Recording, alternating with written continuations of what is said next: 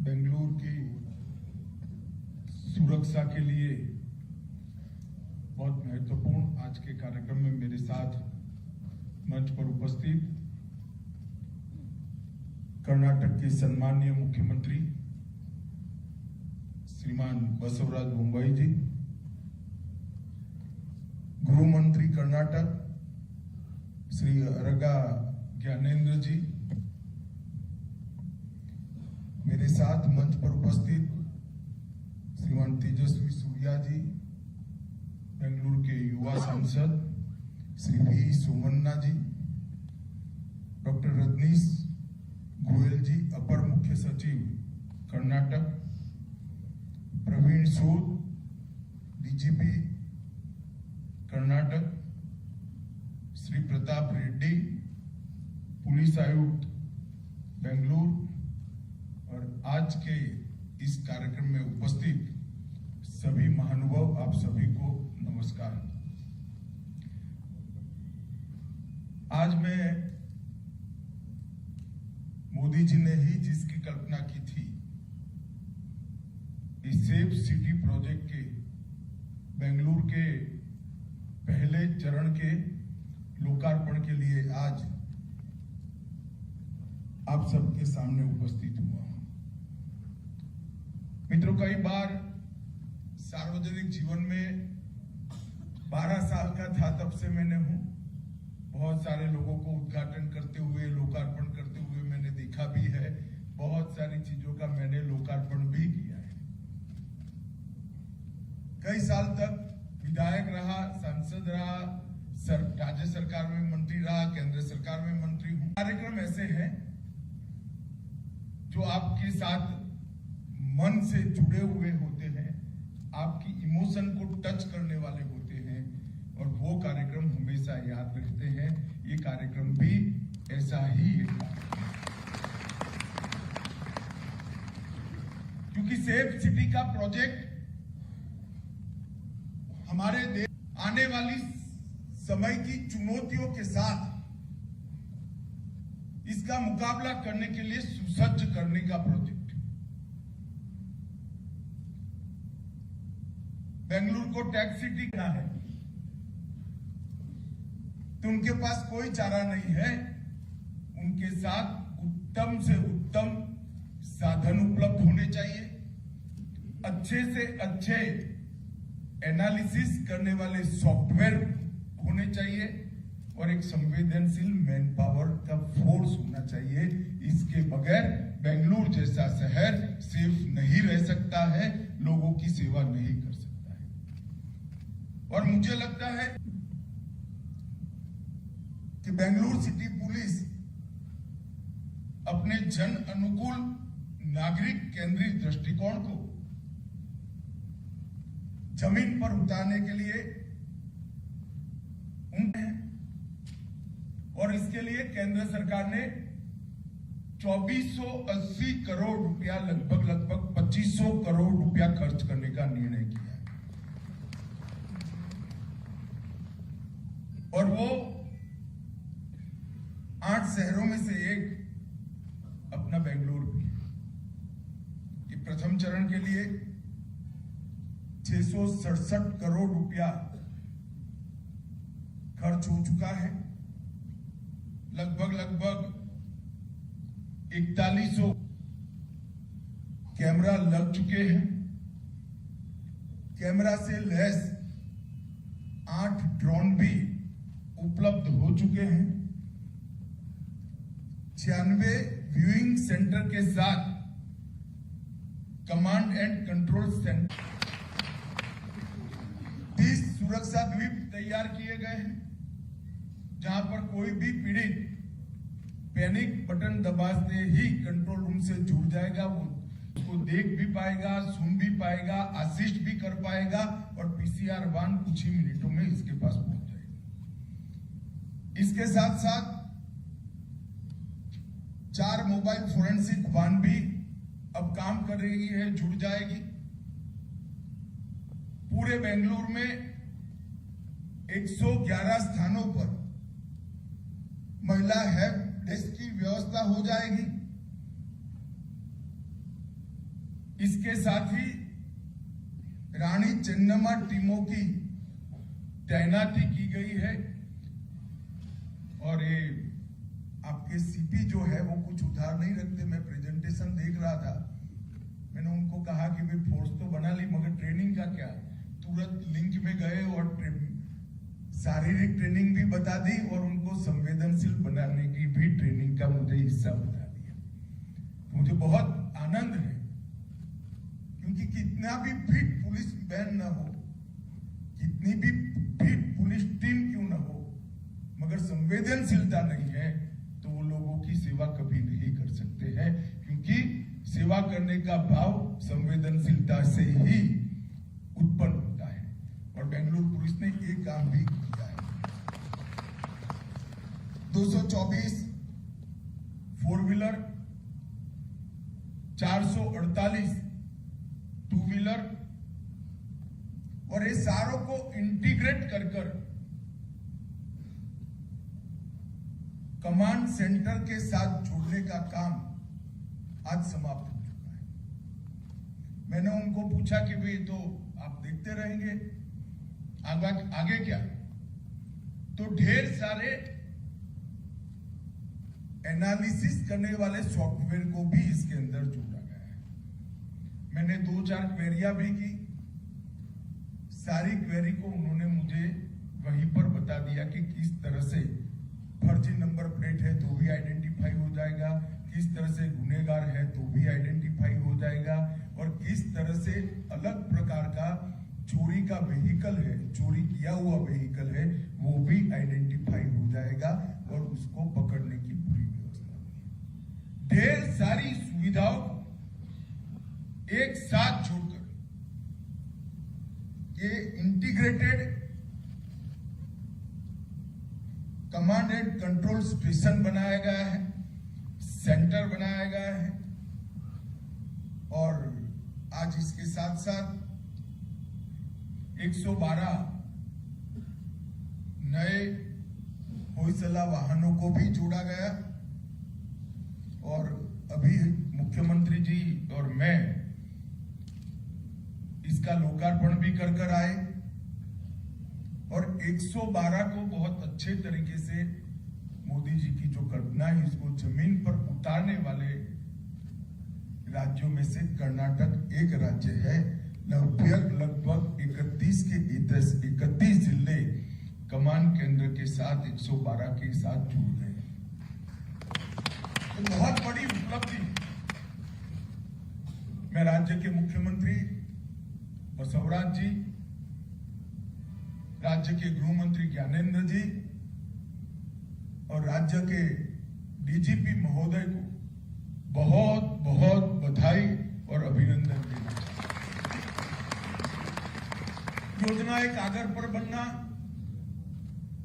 पिसमिल इसका इम्प्लीमेंटेशन होना और कोऑर्डिनेशन के बगैर सारी योजनाएं धुल में मिल जाना हमारे देश में कोई नई बात नहीं है। ऑप्टिमम यूटिलाइजेशन, फंड का ऑप्टिमम यूटिलाइजेशन, एक साथ टुकड़ों में नहीं, होलिस्टिक अप्रोच के साथ इसका इम्प्लीमेंटेशन और उसके रख रखाव की, मेंटेनेंस की एक कर योजना को लॉन्च करना, ये बहुत बड़ी बात है। और आज बेंगलुरु पुलिस ने, कर्नाटक पुलिस ने ये तीनों चीजों को कर सेफ सिटी प्रोजेक्ट को लॉन्च करने का काम किया। मित्रों, मैं यहां आया हूं तब इस देश के सारे पुलिस के अंदर अपनी सेवा दे रहे सारे कर्मचारी अधिकारियों को मैं एक बात कहना चाहता हूं कि लखनऊ में हमारा वार्षिक डीजीपी कॉन्फ्रेंस था, उसमें प्रधानमंत्री मोदी जी ने एक पुलिस टेक्नोलॉजी मिशन की स्थापना की। ये पुलिस टेक्नोलॉजी मिशन आने वाले 20 साल तक टेक्नोलॉजी की दृष्टि से किस किस प्रकार सारी चुनौतियों का अभ्यास कर अभी से पुलिस को अच्छी टेक्नोलॉजी से लैस करने का काम करेगा। अभी तो करेगा ही करेगा, परंतु इसका 20 साल का एक रोड मैप तैयार किया जाएगा। उसका 5-5 साल के 4 और रोड मैप तैयार हो गए और ईयरली इसका मॉनिटरिंग होगा। और ये सारी व्यवस्था के आधार पर पुलिस टेक्नोलॉजी से लैस हो, टेक्नोलॉजी को समझे, उसको उपयोग में लाए, पुलिस कर्मियों को टेक्नोलॉजी से प्रशिक्षित करे, क्राइम को रोकने के लिए टेक्नोलॉजी की एप्लीकेशन को जमीन पर उतारे, नागरिकों को न्याय दिलाने के अंदर टेक्नोलॉजी का उपयोग हो और अपराधियों को सजा दिलाने के प्रतिशत के अंदर बहुत बड़ी वृद्धि की जाए। एक होलिस्टिक अप्रोच के साथ समग्रता से इसका विचार कर ये पुलिस टेक्नोलॉजी मिशन आज काम कर रहा है। मैं बहुत विश्वास के साथ कह रहा हूं कि प्रधानमंत्री जी ने ये इनिशिएटिव जो लिया है, जब भारत की आजादी की शताब्दी होगी 2037 में, इस देश का पुलिसिंग विश्व का सबसे श्रेष्ठ पुलिसिंग होगा, इसमें कोई और बहुत बड़ी उपलब्धि है। मित्रों, पुलिस के सामने अनेक प्रकार की चुनौतियां हैं और बेंगलोर जैसे शहर में तो ढेर सारी चुनौतियां होती हैं। इसलिए रीच के साथ स्पीड को भी मेंटेन करना होता है। अगर आपकी पहुंच, आपकी रीच भी नहीं है तो भी पुलिसिंग फेल हो जाएगा और स्पीड भी नहीं है तो भी पुलिसिंग फेल हो जाएगा। आपकी रीच और स्पीड दोनों को मेंटेन करना है तो टेक्नोलॉजी के अलावे हमारे पास कोई उपाय नहीं। चुनौतियां अनेक प्रकार की हैं। कुछ शहर की होती है, कुछ राज्य की होती है, कुछ क्षेत्र की होती है, कुछ राष्ट्रीय स्तर पर होती है और कुछ अंतर्राष्ट्रीय स्तर पर की चुनौतियों को भी सामना करना, क्योंकि आज सोशल मीडिया की गति कोई नहीं रोक सकता। आपको लगेगा कि हमारा तो बहुत छोटा सा क्षेत्र सागर किनारे से टच करता है, हमें क्या अंतर्राष्ट्रीय चुनौती आएगी। नारकोटिक्स यहां पर भी आ सकता है, जाली नोट यहां पर भी आ सकते हैं और जो छोटा सा भी सागर किनारा है वहां से भी किसी भी प्रकार की मुसीबत आ सकती है। रेडिकलाइजेशन ऑनलाइन करना बहुत सरल है, उसको भी काउंटर करना है, इसका तोड़ भी निकालना है और उसको सख्ती के साथ निपटना भी है। और अगर ये करना है तो प्रिवेंटिव और प्रोएक्टिव अप्रोच के बगैर ये हो नहीं सकता। प्रिवेंटिव और प्रोएक्टिव अप्रोच के साथ साथ टेक्नोलॉजी की दृष्टि से भी हमें आगे जाना पड़ेगा। मोदी सरकार ने इसमें ढेर सारे इनिशिएटिव लिए। साइबर अपराधों की रियल टाइम रिपोर्टिंग, फॉरेंसिक प्रयोगशालाओं का राष्ट्रीय नेटवर्क,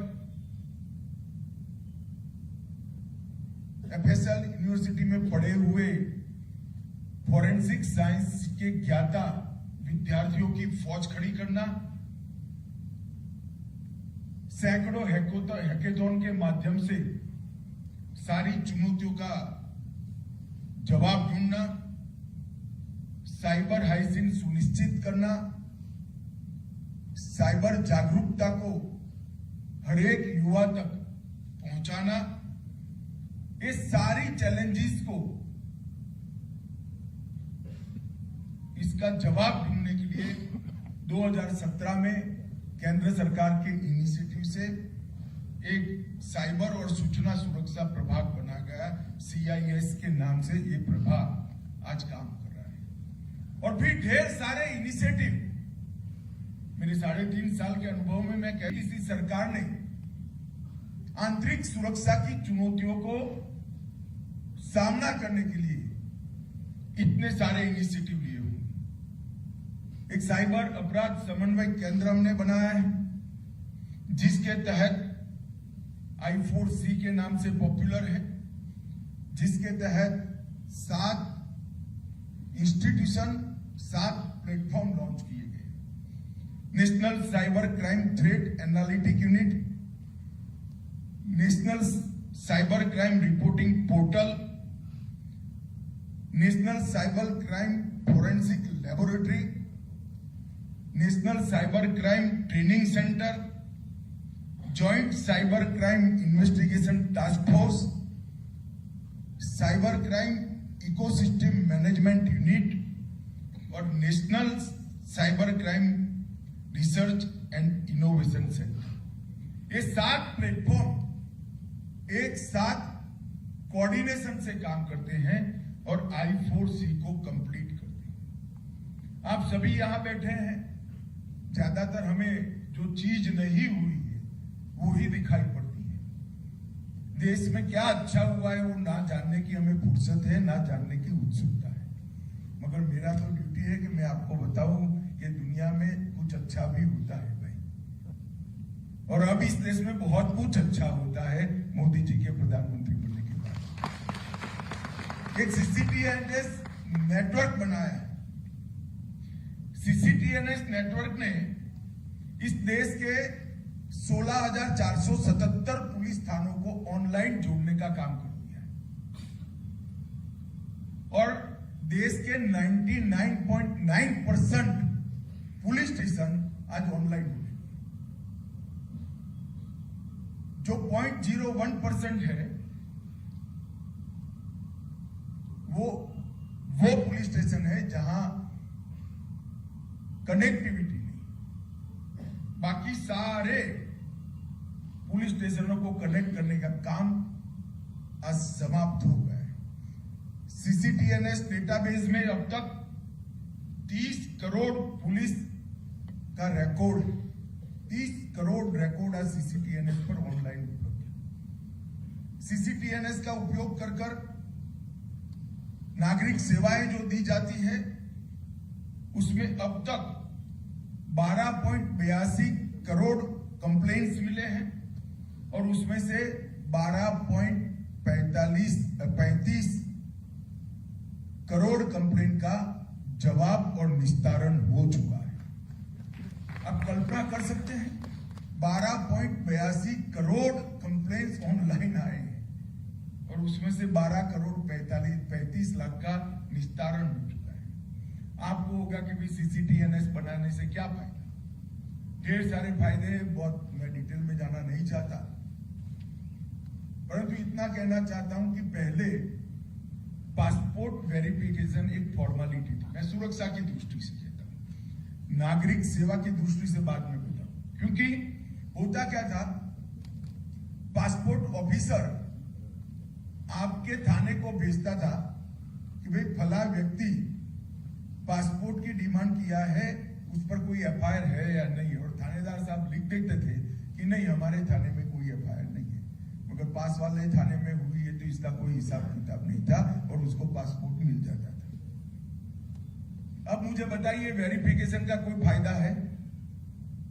और नागरिक सुविधा की दृष्टि से बताता हूं, आपको पुलिस स्टेशन में जाना पड़ता था, जवाब लिखवाना पड़ता था, हवलदार साहब कहेंगे आज नहीं भाई परसों आओ, आज जरा बड़े साहब आए, हमारा इंस्पेक्शन है, वगैरह वगैरह वगैरह।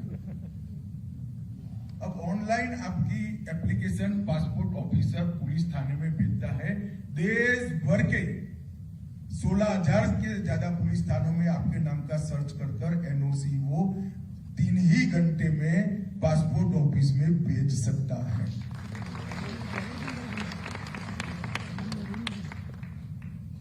अब आपको अगर कोई गाड़ी खरीदनी है तो सेकेंड हैंड गाड़ी बेचने वाले डीलर के पास गए और चोरी की गाड़ी आपको पकड़ा दी तो देखिए साहब क्या सामत आती है आपकी। जब पकड़ी जाएगी चोरी तो चोर को पूछेंगे कहाँ बेची थी, फिर डीलर के पास, डीलर को पूछेंगे कहाँ बेची थी, तो फिर आपके पास, और आपको कहेंगे चोरी का माल खरीदने का आप पर गुनाह हुआ है। होता है या नहीं होता है?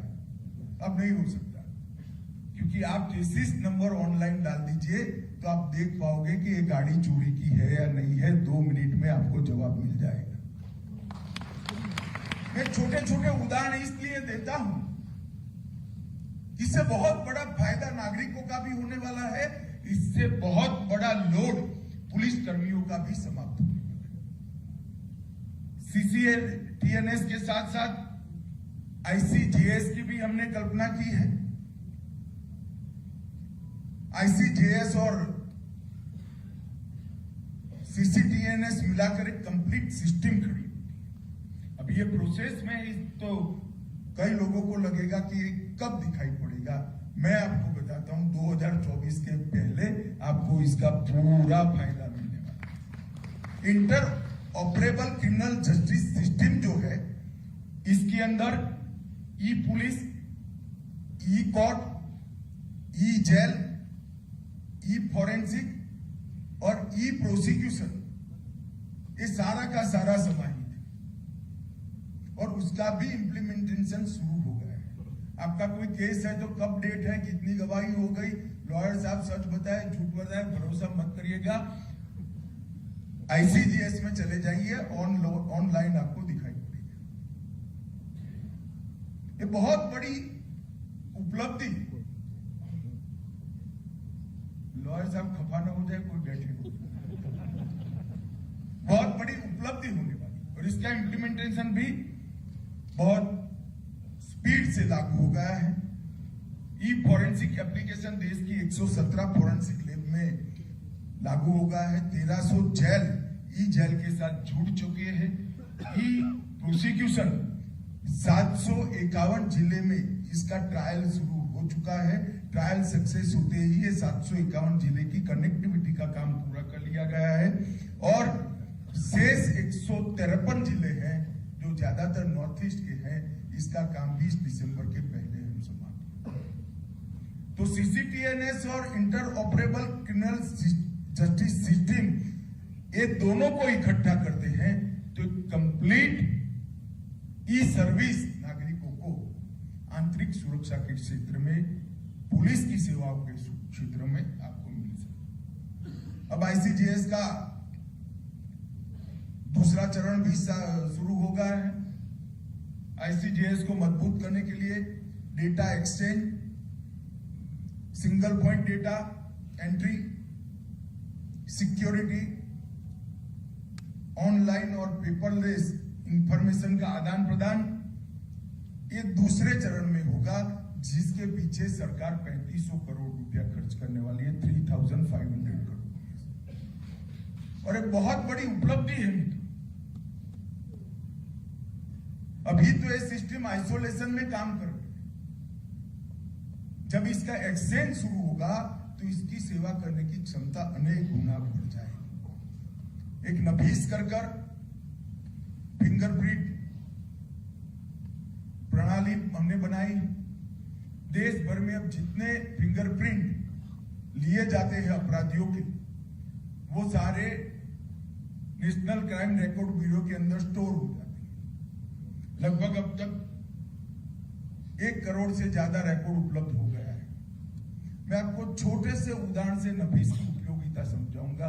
मानो किसी के घर में बेंगलुरु में चोरी हो गई, FSL वाले आए, फिंगरप्रिंट लिया। अभी क्या स्थिति है, फिंगरप्रिंट के आधार पर पुलिस को पहले व्यक्ति को पकड़ना है, फिर फिंगरप्रिंट मैच करना है और फिर इसको सजा करानी है। अगर ये फिंगरप्रिंट मिल गई, वो नफीस में डाल देगा अपने थाने से, 30 सेकंड के अंदर ये फिंगरप्रिंट किसकी है। जेल में जितने फिंगरप्रिंट देश भर की जेल में है, जितने थाने में है, जितने कोर्ट में है, वो सभी को नफीस के अंदर ये 2 साल के अंदर हम डाल देंगे। तो आदतन जो गुनहगार है वो बाद में बच नहीं सकते। नफीस का उपयोग किया है और 5300 लोगों को पकड़ने का काम किया है, 5829। मगर अभी तो डेटा पूरा नहीं है, सब हो जाएगा तब ये और मजबूती से काम करें। और डेटा संग्रह की कैपेसिटी हमने 300 करोड़ की रखी है, आबादी से भी ज्यादा, कई गुना ज्यादा रखी है। इसके साथ महिलाओं के साथ अपराध के लिए, जो अपराधी महिलाओं की सुरक्षा से छेड़खानी करते हैं, investigation tracking system for sexual offence, एक बड़ा प्लेटफॉर्म हमने बनाया है। मैं इतना ही कहना चाहता हूं, इसकी उपयोगिता कैसी है। 2018 में इसके उपयोग में वृद्धि दर 43% थी और 23 में इसकी वृद्धि दर 60% रही। इसके अलावा ढेर सारे हमने इनिशिएटिव लिए हैं। एक 1930 साइबर फ्रॉड के लिए है, वहां फोन करते ही 30 सेकंड के अंदर इसका मोबाइल भी सीज हो जाता है, कार्ड आपका स्वैप चोरी हो गया है तो कार्ड भी स्वीप हो जाएगा और पैसा इसके बैंक अकाउंट में फ्रीज हो जाता है। 1930 centre for missing of exploited children, इसकी भी बहुत बड़ा उपयोग हुआ है। ढेर सारे बच्चे कुंभ के अंदर जो बिछड़ गए थे उसको प्राप्त करने का काम, क्योंकि अब आधार सबका बना है तो आधार के अंदर इसकी फिंगरप्रिंट होती है, इससे हमने ढूंढने का काम किया। तो पुलिस थाने में बच्चा था, माँ बाप कहीं और ढूंढ रहे थे, दोनों का मिलान कर ढेर सारे बच्चों को अपने माँ बाप के साथ पहुंचाने का काम हमने किया है। और CFSL हैदराबाद में राष्ट्रीय साइबर फोरेंसिक प्रयोगशाला हमने राष्ट्र को समर्पित कर चुके हैं। साइबर दोस्त बनाया गया है, नेशनल फोरेंसिक साइंस यूनिवर्सिटी बनाया गया है। साइबर हाइजीन को बढ़ावा देने के लिए मंत्रालय और प्रदेशों के द्वारा इंप्लीमेंटेशन के लिए ईयरली प्रोग्राम हम तैयार कर रहे हैं।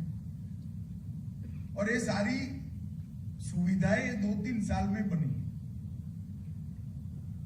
मगर इसके शुरुआती परिणाम बहुत अच्छे मिले और ढेर सारे इसका उपयोग भी हुआ है। मैं बहुत ज्यादा आपका समय लेना नहीं चाहता उपलब्धियों को बताकर, परंतु मैं विश्वास से कह सकता हूं कि ट्रेनिंग का काम भी हम ऑनलाइन कर रहे हैं, फोरेंसिक को भी ऑनलाइन लाने का काम कर रहे हैं।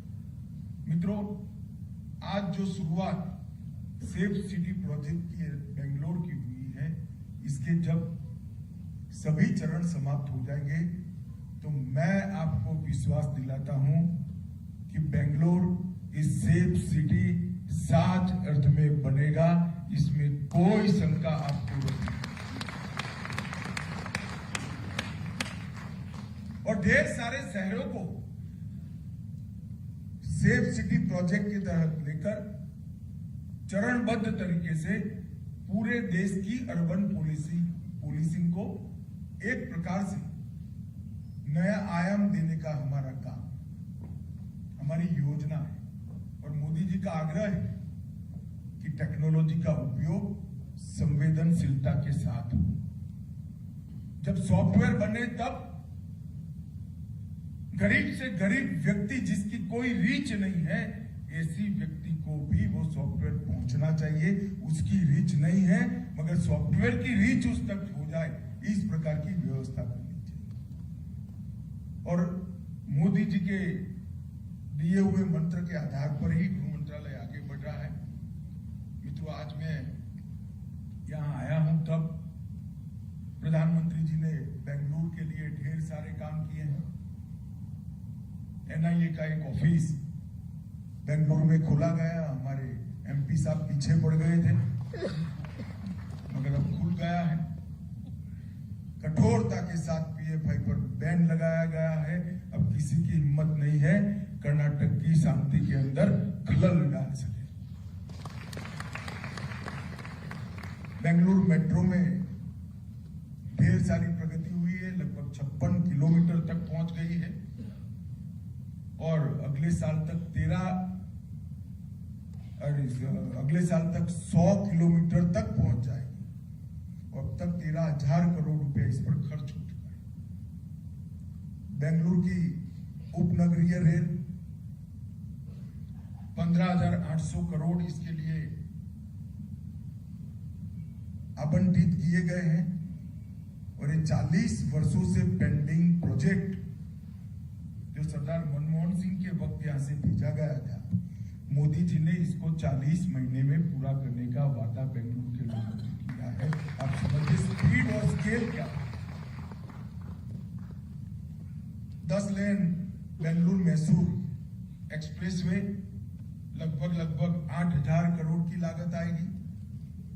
17,000 करोड़ की लागत से 4 लेन और 6 लेन जैसा ट्रैफिक जहां है इस प्रकार का बनाया है। बेंगलुरु चेन्नई एक्सप्रेसवे 31,000 करोड़ की लागत से Bengaluru Hyderabad expressway, Bengaluru Chennai Mysore high speed rail corridor और 2,000 करोड़ की लागत से बेंगलुरु उत्तर ग्रामीण और मांड्या में नेशनल हाईवे 275 NH का निर्माण। इसके साथ साथ जो फायदा बेंगलुरु को अलग अलग नीतियों का हुआ है वो भी मैं जरूर बताना चाहूंगा।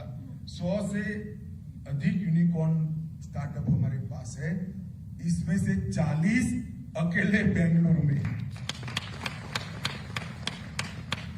आप कल्पना कर सकते हैं $1 अरब से ज्यादा 40 स्टार्टअप की संपत्ति।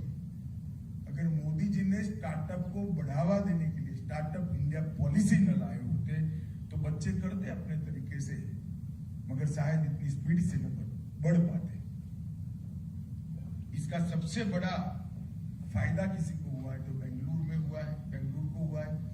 स्पेस सेक्टर में बेंगलुरु की आज हिस्सेदारी 25% है और स्पेस के सेक्टर को अब प्राइवेट उद्योग वालों के लिए भी खोलने का काम मोदी जी ने कर दिया है। इसके लिए पॉलिसी भी, इसका सबसे बड़ा बेनिफिट अगर किसी को होने वाला है तो बेंगलुरु को। FDI में कर्नाटक देश में पहले स्थान पर है। मैं तो मुंबई जी को अभिनंदन देना चाहूंगा कि 2,72,000 करोड़ रुपए का निवेश अकेले कर्नाटक ने जुटाया। देश में अगर 100 डिफेंस एयरक्राफ्ट बनते हैं तो उसमें से 75 बेंगलुरु में बनते हैं। कुछ लोग कहते हैं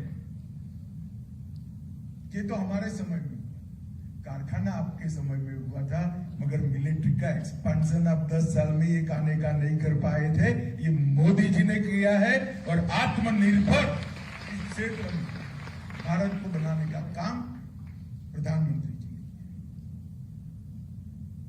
बेंगलुरु के पास तुमकुर में HAL का नया हेलीकॉप्टर का फैक्ट्री भी मोदी जी ने लोकार्पण किया। मैं तो सिर्फ बेंगलुरु की बात, कर्नाटक के लिए भी ढेर सारा करा है। आज एक बहुत बड़ी सौगात मोदी जी की मैं आप लोगों के लिए लेकर आया हूं। सेफ सिटी के पहले चरण का लोकार्पण हुआ है। मैं बेंगलुरु के CP और DGP को बहुत बहुत बधाई देना चाहता हूं, क्योंकि ये पूरा प्रोजेक्ट मेक इन इंडिया है, 100% स्वदेशी है। इसमें फॉरेन की एक भी चीज का उपयोग नहीं। अच्छे से अच्छी टेक्नोलॉजी है और 100% स्वदेशी। ये दोनों चीजों का होना हमारा देश कितनी गति के साथ, कितनी स्पीड के साथ आगे बढ़ रहा है, इसका एक उदाहरण है। आज बेंगलुरु वासियों को भी बहुत बहुत शुभकामनाएं और बधाई देता हूं। और इसके स्पीडी इंप्लीमेंटेशन के लिए मुख्यमंत्री जी और गृह मंत्री जी ने जो पेन लिया है, इसको मैं जानता हूं।